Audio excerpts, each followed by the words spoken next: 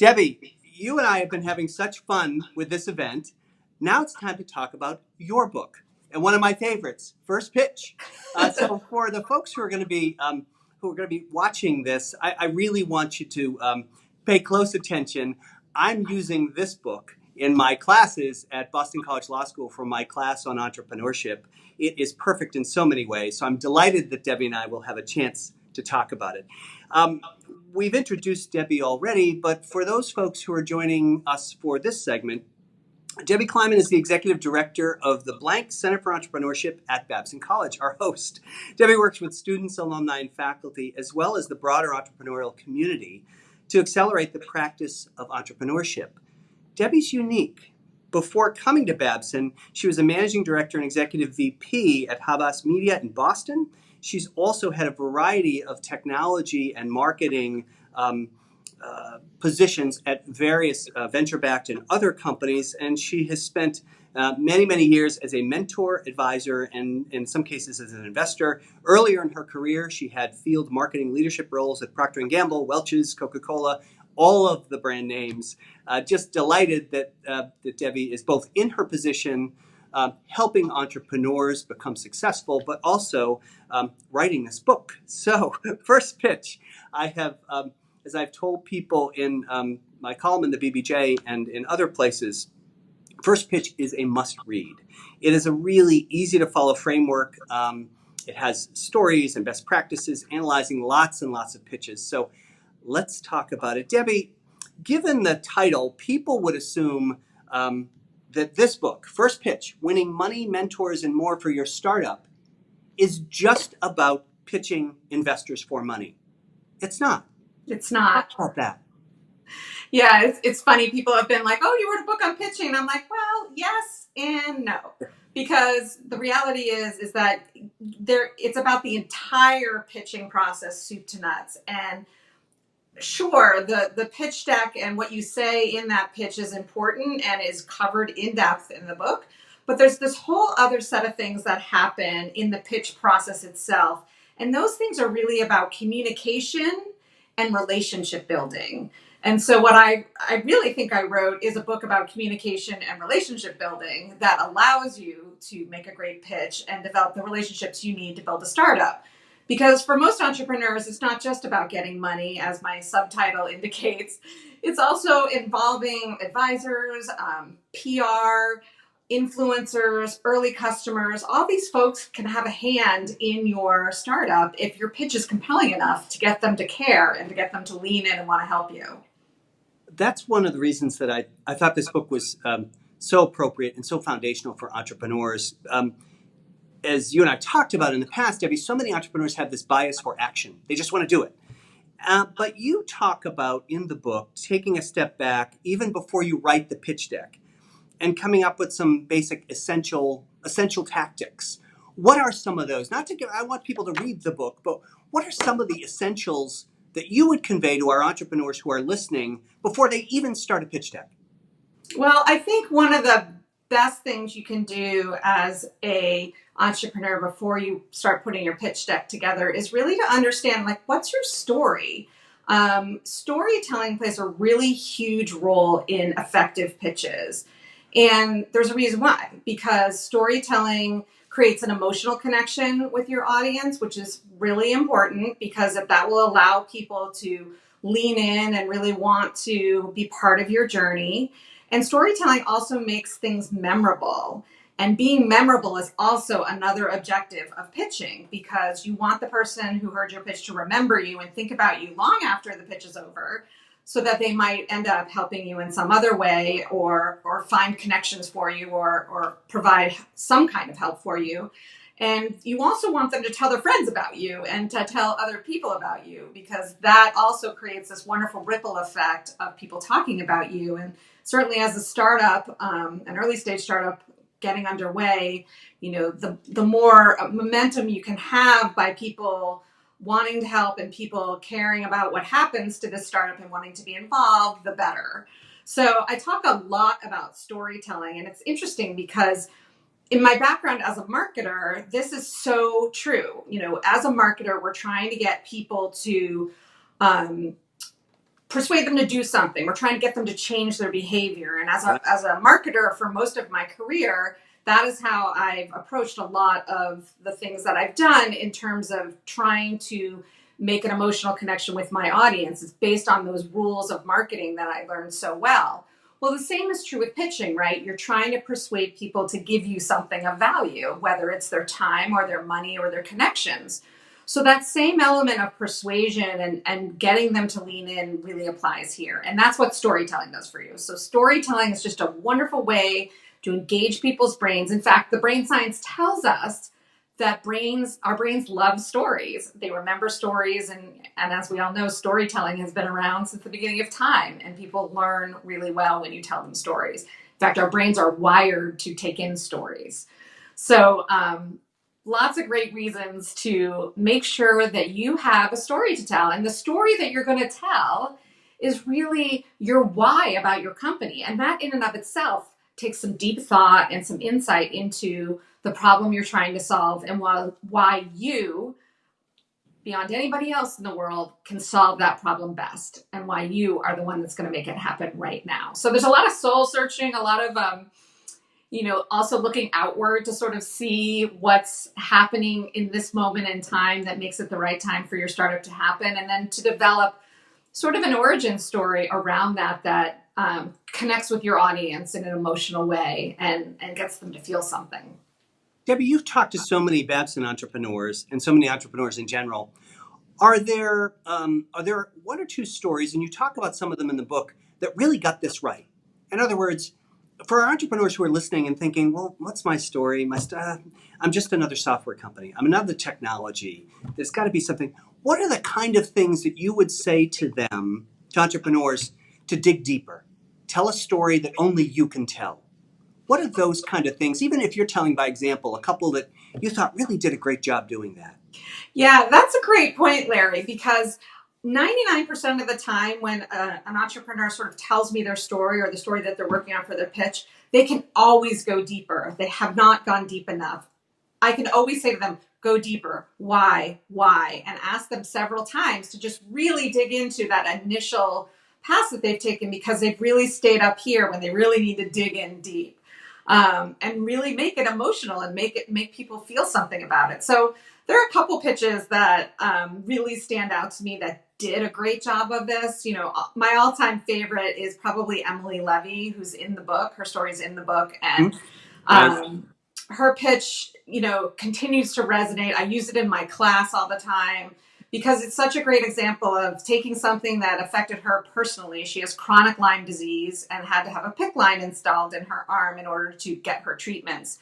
And as a college freshman, she was walking around Babson with a PICC line in her arm, and she felt like she was a walking disease. And nobody wants to feel like that, especially not a teenage girl, off to college for the first time.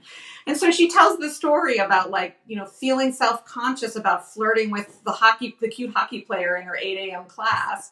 And, you don't have to be a teenage girl to understand that dynamic and to really feel something about moment. That.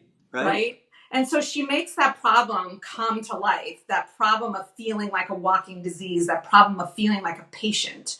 And people who have chronic illnesses feel so badly about this. This takes away their confidence. It takes away their happiness.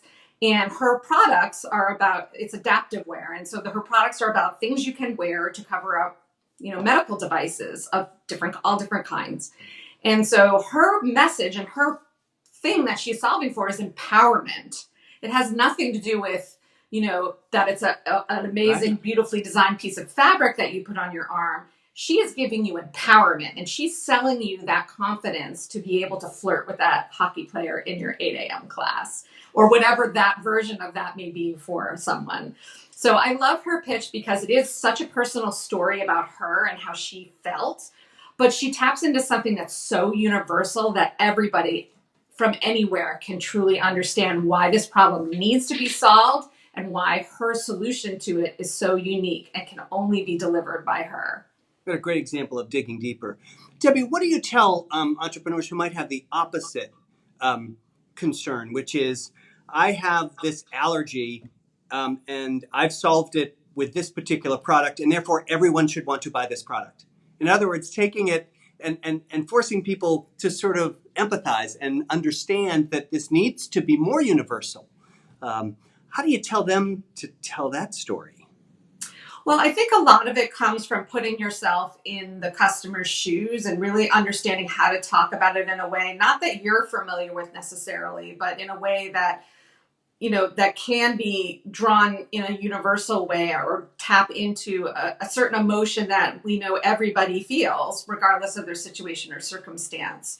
So, I often tell my entrepreneurs at Babson to sort of think about an emotion that you're trying to get people to feel, like actually think about that emotion and build the story around that emotion versus building the story and hoping the emotion comes out of the other side.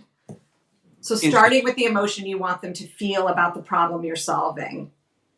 And Debbie, how would you advise students and entrepreneurs who say, that sounds great, Debbie, but I'm pitching to different audiences.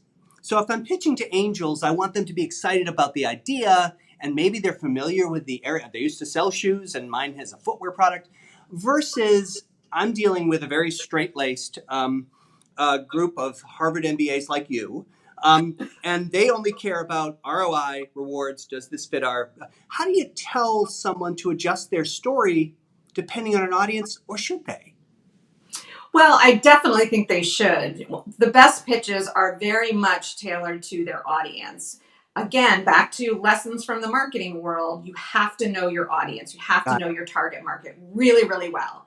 So when you're getting prepared to be up in front of someone or engage one-on-one with an investor or an advisor who might not, be the kind of person that you would imagine would want to hear a whole long drawn out story, you do have to adjust, and you do have to make very conscious effort to make sure you're connecting with that person in that moment. So you're going to have many pitches, and you're going to tailor them every single time, as you should. But if you think this person isn't, someone who's going to respond to an emotional thing, you're probably wrong, because everybody has emotions. But the idea here is that the emotional response or the emotional connection you're trying to make with your audience is generally connected to your unique value proposition as a company, in terms of your solution. So if your unique value proposition is the secret sauce, your magic that you do better than anyone else in the world, and it's tied very closely to your story and the emotional connection you're trying to make, then any type of investor is going to be interested in hearing that, because the unique value proposition is how you're going to win. And that is the thing that is going to make you, attractive to people to buy over anything else. So again, going back to your earlier question, there's a lot of work you need to do around how do you articulate your unique value proposition so it does connect to that emotion or that feeling that people are supposed to have when they hear about your product and they use your solution. Debbie, what do you tell folks about length of a pitch? And I know the answer generally depends, but I have a dear friend who's a minister who advises you don't save any souls after the first 5 minutes. So what do you tell folks about that in terms of, I get this great story, Debbie, you just have to hear the whole thing. What do you tell those very excited entrepreneurs when the thought balloon over your head is, oh boy, not every audience is going to buy this, and you've got to get them. What do you tell them about length?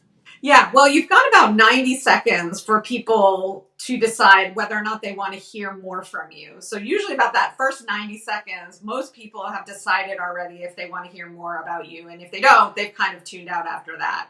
So that first bit is super important to engage people and to get that hook into them so that they'll continue to lean forward and listen in.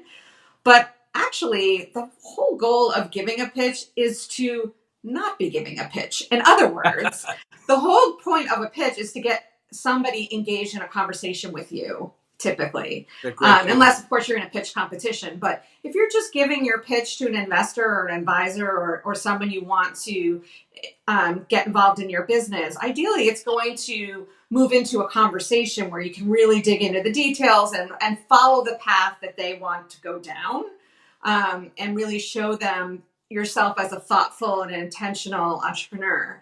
So, if it's a question of like, if you do have the flexibility around time and how much you present, I usually say, like 8 to 10 minutes is probably more than enough for a formal pitch. But ideally, it's going to be 2 minutes and someone's going to ask you a question and interrupt you, and you're going to get started talking more in depth about the business and, put the pitch away. Great question. So you're engaging. What a thoughtful way to think about it. So you're engaging in a conversation. Debbie, what do you tell folks about just that point that you made? I've got my story set. I've got my pitch set. Someone just interrupted me. How do you prepare those entrepreneurs? Do you just tell them, look, you're lucky if you get 90 seconds out before somebody starts to say, this is what I care about? And should the entrepreneur pivot or come back to? What do you advise them when they say, what do I do when I get interrupted?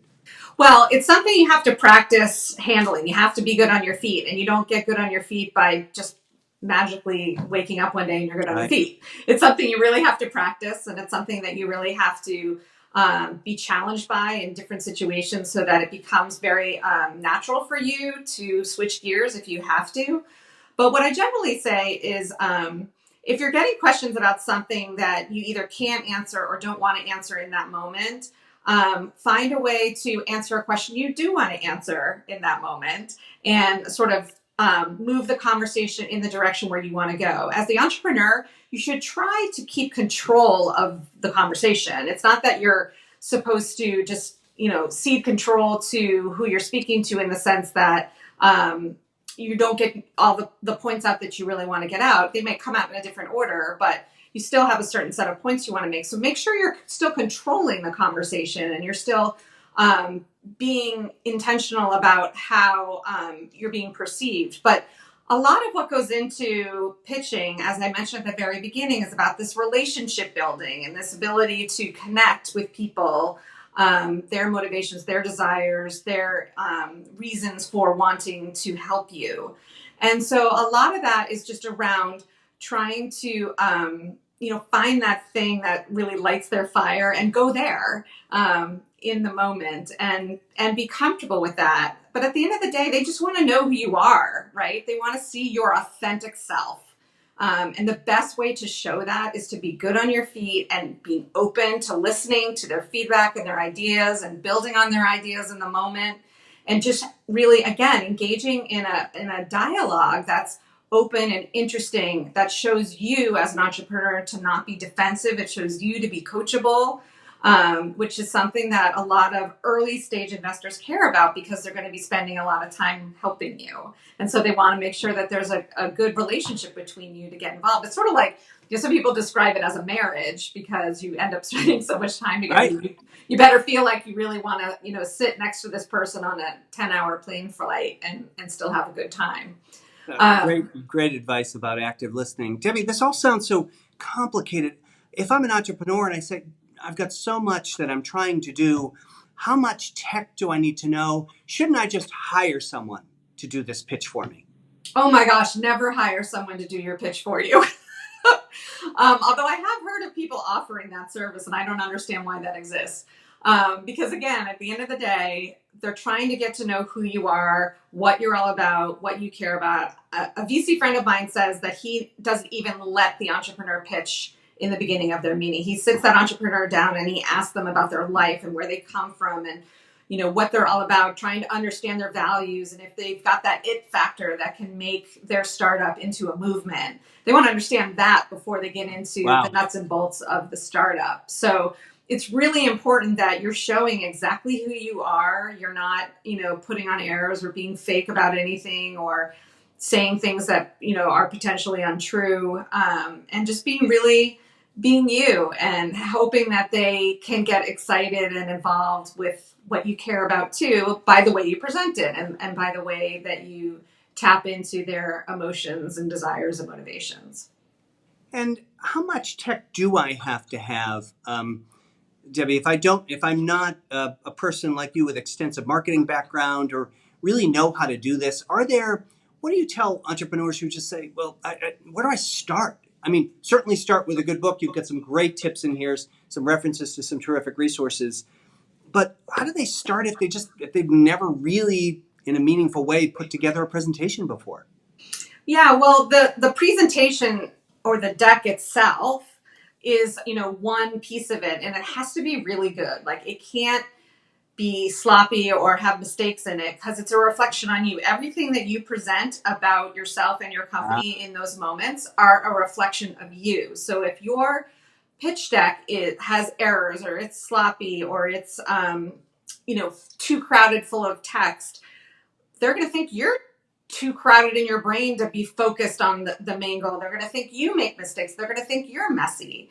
So the deck really needs to be a reflection of you and the business that you're trying to talk about. So it should be beautiful. It should have an aesthetic that reflects the brand that you're trying to build. If it's a modern brand, have a very modern looking deck. If it's a family brand, have something that really reflects a family image. So it all comes down to, fonts and images, and, being really deliberate about the way that you represent the business on paper, because that really reflects on you. And so you want that to do the talking in terms of, being aligned with who you are and what you're trying to say.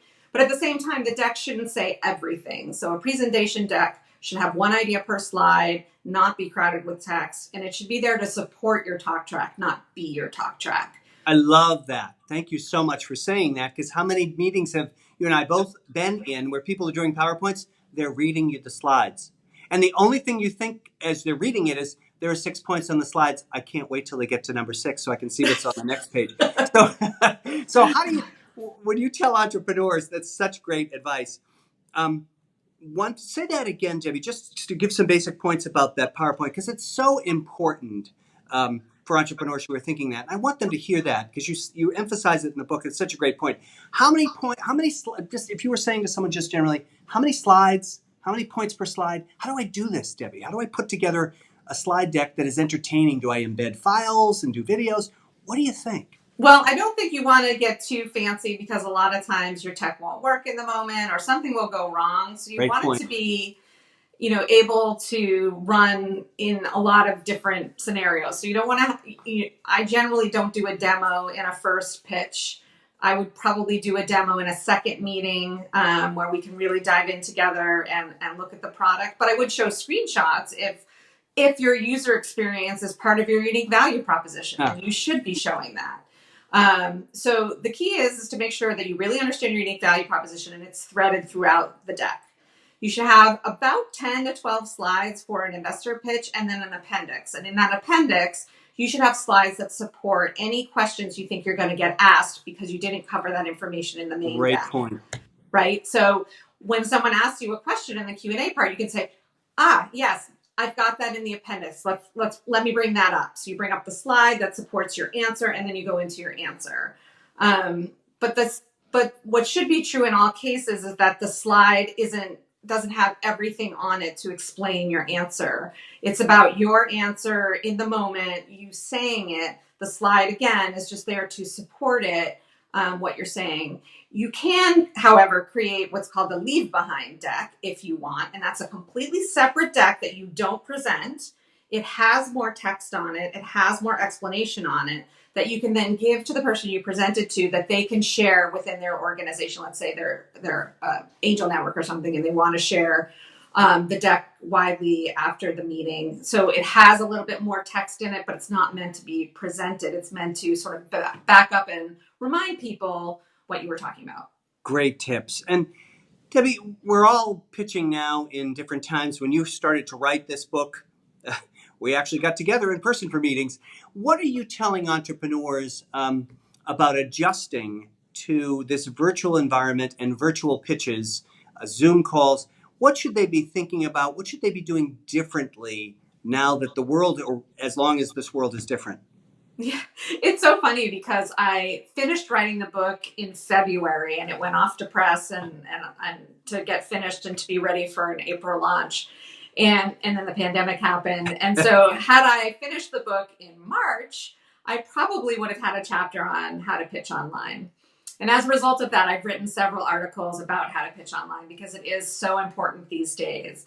A lot of what's in the book are universal rules about Absolutely. pitching. And so it's still totally, totally relevant. But pitching online comes with it a couple different things. You referenced tech earlier before.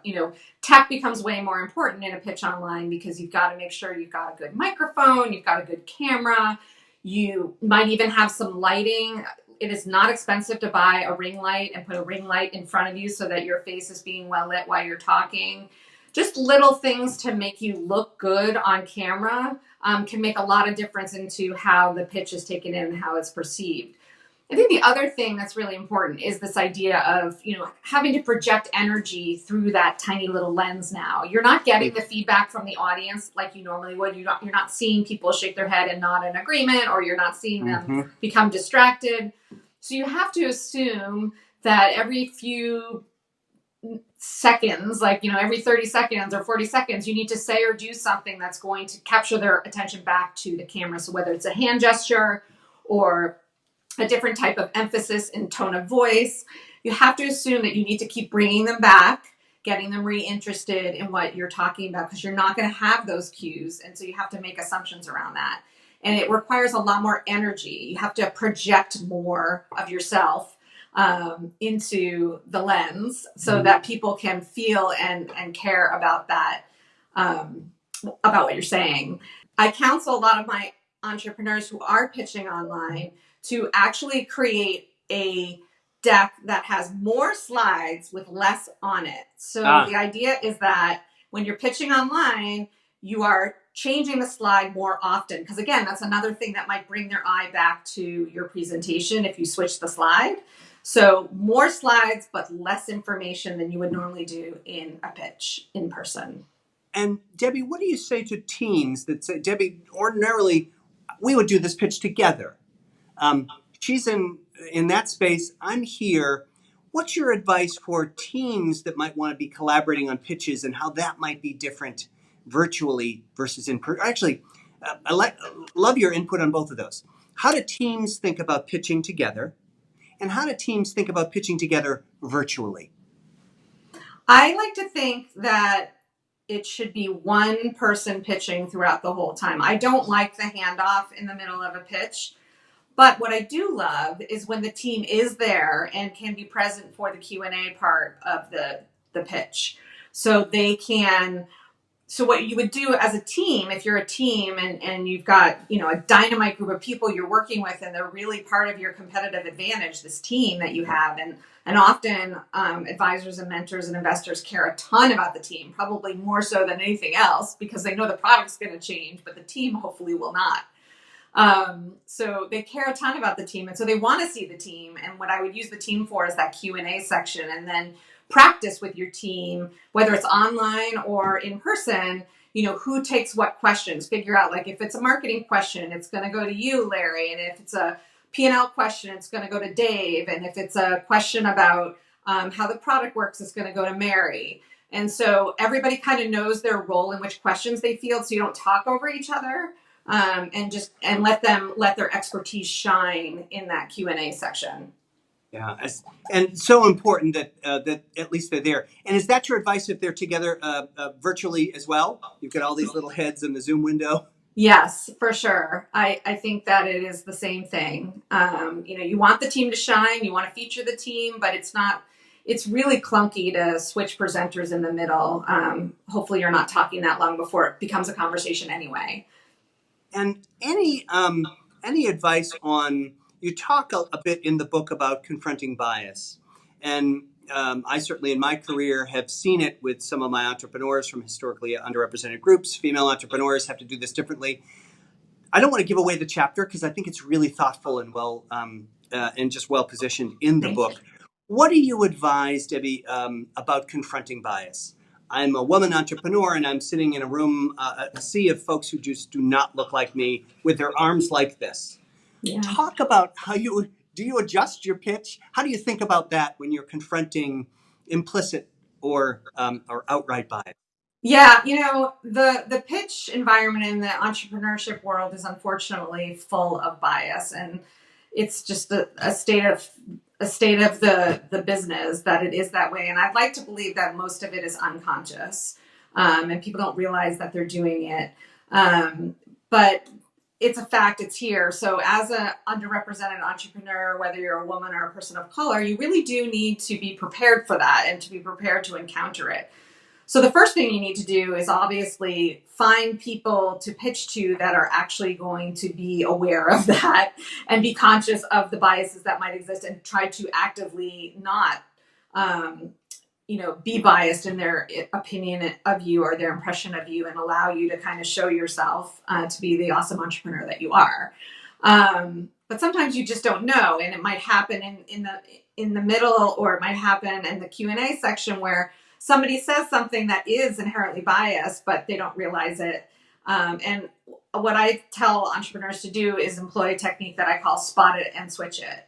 And the idea is to get really good at spotting biased commentary or biased questions, and then switching the question to something that is about opportunity, about growth, about something that is bigger and more interesting and exciting than this very biased, risk-averse question they've just asked. So, if you're a mom and you have a business that is, really exciting, whether it's a tech business or a lingerie business, being a mom is an advantage. And so you need to show that when you get a question like, oh, well, you're a mom, can you really put all this energy and time into your business because you have a bunch of young kids? Well, actually, I see being a mom as an advantage because I get more done before 8 a.m. than most people get done all day.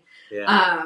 And I have the ability and the strength to make my children well cared for and kept, and my business well cared for and kept. I'm perfectly capable. And I think that, it's actually an advantage because I'm bringing this perspective to the market that really needs it, for example. Or let's say you're building a company that's in a specialty marketplace, whether it's, products for skincare for Black women, and you're presenting to a bunch of white investors. The idea there would be to sort of show that your unique perspective and insight is hugely valuable, that you can see things they can't see. And so you start to talk about opportunity and market size and how you're going to win anytime you get something that sort of seems biased. So it kind of relates back to what I said before. If you get a question asked that you don't want to answer the question you do want to answer. And then, showcase that your difference is actually an advantage, whatever that difference may be. Such terrific hard-earned wisdom. Folks, the book is First Pitch, Winning Money, Mentors, and More for Your Startup. I hope you'll get a copy and enjoy it. I'm sorry that we're out of time, but the good news is Debbie will be here. I will be here for the rest of our presentation, and hope you enjoy the book, and we'll pick up a copy soon. Thank you very much, Debbie. Thanks, Larry. This has been so fun.